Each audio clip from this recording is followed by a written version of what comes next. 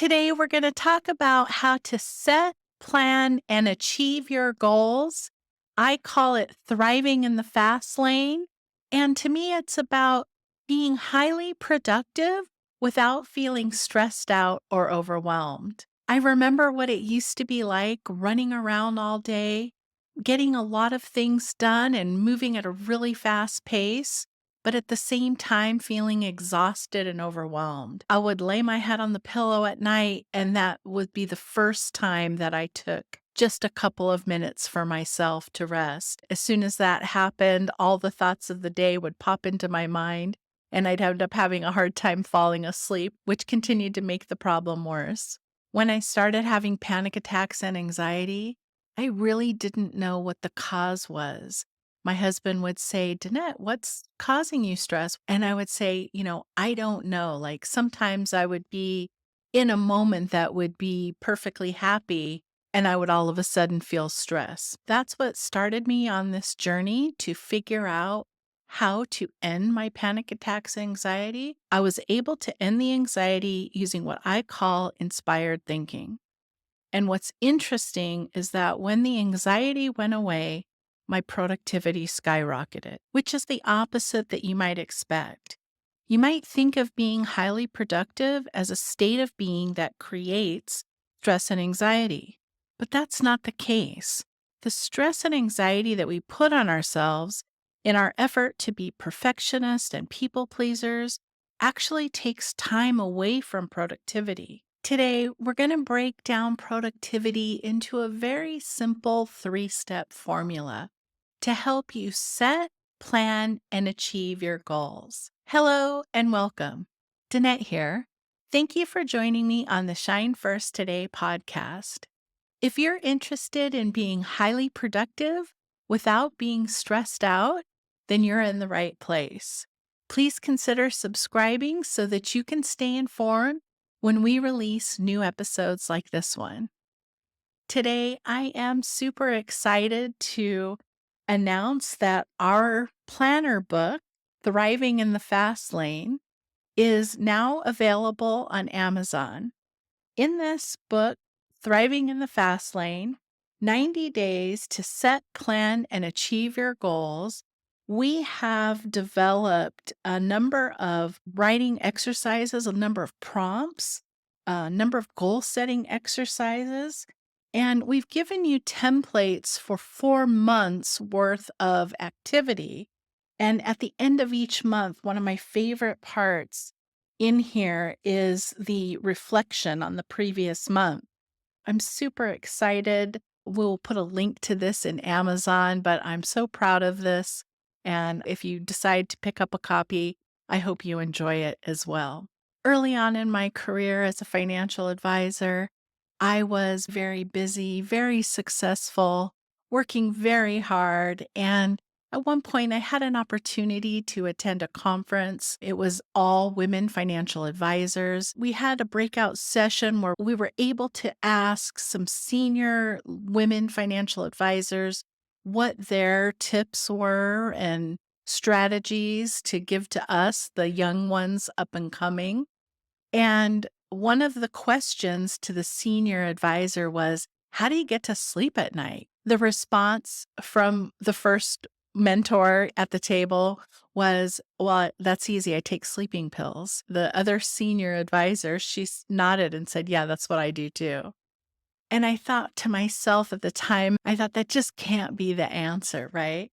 I want to be able to be thriving. I want to be able to get a lot done, but not at the expense of stress and health. I spent a large part of my career burning the candle at both ends, really doing too much in an effort to get things done.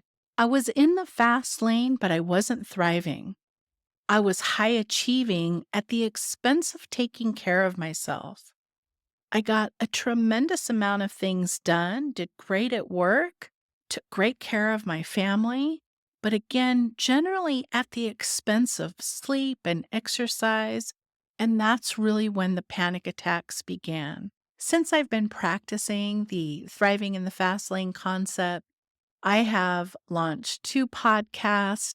I've been able to launch this, my passion business. I'm still working full time in my current business, and that is going extremely well. Let's talk about the first step, and that is setting your goals. One of the concepts that I'm very passionate about is the idea of 10xing your time.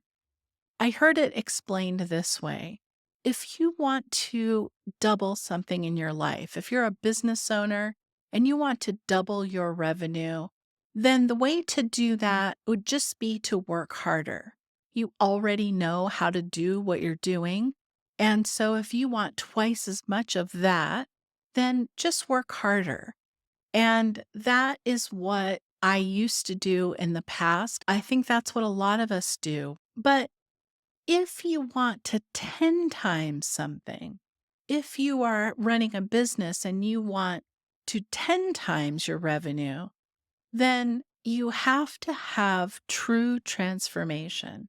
You cannot get to a goal of having 10 times the amount of something without making true transformation, true change has to happen. And so that's where I'd like to start when we think about setting a goal.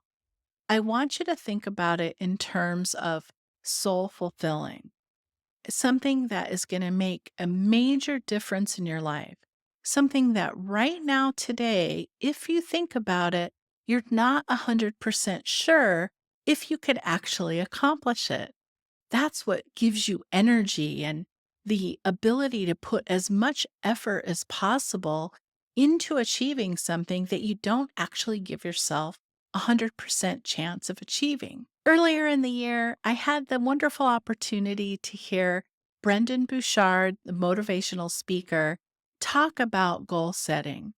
And he said in his work that he found that there are three things that need to happen to make a goal really be worth fulfilling. The first one is it has to bring you energy. The second is it has to enhance your community. It has to enhance the relationships of the people around you. And the third and most important part is it has to fill your soul's purpose. It has to be soul fulfilling. And if you can set a goal that has those three aspects, that it brings you energy, it connects you with your community, and it fills your soul, then that's a wonderful goal worth pursuing. That's how the six aspects of life came into being. I was trying to balance work and life with each other, and I didn't realize at the time that our work does not equal our life. Our work is just a small part of the totality of our lives. I had no balance. I was working an insane number of hours, and it seemed like for me that every waking hour was dedicated to taking care of someone else or something else. Every time I went on vacation, I usually got sick. It was the first time that I could just chill out for a minute, and I usually ended up getting sick. In the six aspects of life framework, I like to think of the different categories as internal and external. I have a category for relationships and then also the relationship with ourselves. That would be an internal aspect. Think about the balance of these with each other. Do we spend as much time taking care of ourselves as we do for taking care of everyone else around us? How about travel as the external aspect and our homes are the internal aspect? When we go to sleep at night, our bedroom is our sanctuary.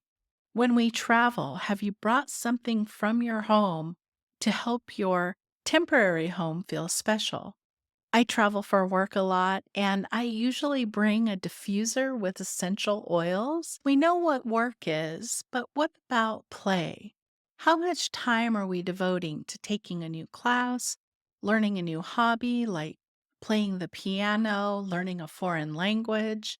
When we start to fill in the internal and external aspects of life, then we start to see where we're trying to balance work against life, it's hard because it doesn't equal each other. And I realize there are more aspects to life than what I listed in this little chart, but this is just a primer to get you started on thinking about how you want to set your goals. The real key to thriving in the fast lane is the fact that I am not trying to balance one aspect of my life against another. I am trying to keep myself in balance because if I'm in balance as I move through my work, as I move through my day, as things come at me, if I'm in balance, I can handle the things that come towards me. The next step is then planning to achieve the goal. I used to always be one who would set a goal and then start right away in doing the tasks necessary to achieve the goal. One of the things that we often do is overschedule ourselves. It certainly is one of my biggest struggles is overscheduling myself.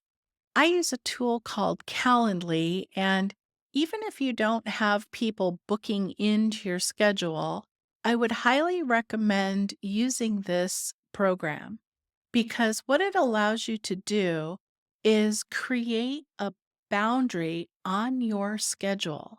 It allows you to create time buffers for different types of events. I'm really guilty of if I have an appointment at 2 o'clock and that ends at 3 o'clock, I'm very guilty of starting the next appointment at 3 o'clock. And one day in my schedule, I had agreed to have appointments from 1 o'clock, 2 o'clock, 3 o'clock, and 4 o'clock. I was like, why did I do that to myself?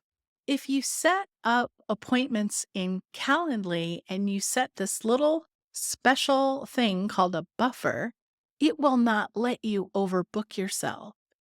And the thing that's lovely about Calendly is it can check your availability against multiple calendars. It's a really lovely system of I cannot be trusted to look at my own calendar to book in an appointment because I will overschedule myself. Let's talk about step 3, and that is accomplishing the goal. How much time are you going to spend working on achieving the goal? And then book that into your calendar. Create some time around even just thinking about the goal. Just imagining the goal is a great way to spend time, especially if you don't know what you're going to do next. It's really hard to know how long it's going to take to achieve these major life changing 10xing type goals. I remember one time I had a really big goal that I wanted to do in my client service model. And I booked 24 hours in my calendar. And by the end of 60 minutes, I was pretty much done. I was like, wow, because the outcome was so big, I translated that into how much time it would take. Sometimes we have these really big goals, and because it's so big and we don't know how long it's going to take, we may hesitate to even start. By blocking out a certain amount of time per day to work on this major goal, then it's going to help you get it done. Just sit and imagine the goal as if it has already happened. How would your life be different if this goal that you want to achieve has already happened? Visualize what that might be like and feel the positive emotions of having already achieved it. What that exercise will do, if you do that just a couple of minutes each day, will help you bring that goal into reality much faster. As you go throughout your day, you will start to recognize the components of your life that are supporting that goal or taking away from that goal. It helps with decision making. if you can really clearly see what the goal will look like after it's accomplished, then it will help you with decision making along the way. You will be able to say, hey, this is in alignment with the goal, so I should move forward with that activity. But if it's not in alignment, I should stay away from that. I'm going to give you three things that will help you achieve any goal. I'm sure you've heard this before, but that is to eliminate, automate, and delegate in that order. If things are crazy and overwhelming, what can you eliminate? What are you doing that doesn't need to be done? I try to look at this a couple of times a day. I try to ask myself before I engage in any activity, is this something that needs to be done? The second one is to automate. There are so many apps available now that can help us automate, even setting reminders on our phone. I use Airtable a lot. For Airtable, I have certain tasks automatically populate into my system. I have Airtable automatically email me when certain conditions exist. And that is a really wonderful way to reduce the amount of work and time you're spending on things. And then if you're looking at a task or a project and say, it absolutely has to be done, I can't eliminate it, I've automated as much as I can. And what's left is to delegate. We're so used to doing so many things ourselves that delegating is sometimes really hard. We think it's going to take me longer to teach someone how to do it. The thinking that we want to adopt is delegating is going to help elevate someone else, and it's going to free up more of our time to do the things that are soul fulfilling, to do the things that bring us energy.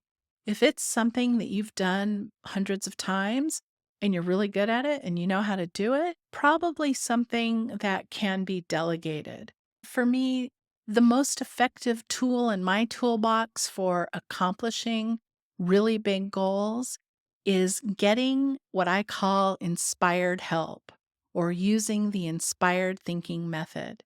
And what that means is just asking for your own internal guidance system to help you when you're stuck. If you're not sure what the next optimal step is, take a minute and ask your internal guidance system. By taking a minute to ask your internal guidance, what is the next optimal step? And then to see how the answer comes to you, it is so much fun and it is so relaxing. Just learning how to communicate in that way with your own internal guidance system is so much fun. After you do it for a while, after you try it 4 or 5 times, it becomes automatic. You learn how to trust yourself. You learn how to trust your own internal guidance system, and it always seems to point you in the right direction. I have never been let down by my own internal guidance system. In the book, Thriving in the Fast Lane 90 Days to Set, Plan, and Achieve Your Goals, we have a little primer on the CALM method, the 4 steps of asking for internal guidance. We have the 6 aspects of life explanation here in it. If you pick up a copy, I hope you enjoy it. I had so much fun putting it together. In our last episode, we talked about how to use a vision board to create an epic travel goal. I will link to that episode. Thank you for joining me today. I hope you have an amazing day, and I'll see you in the next episode.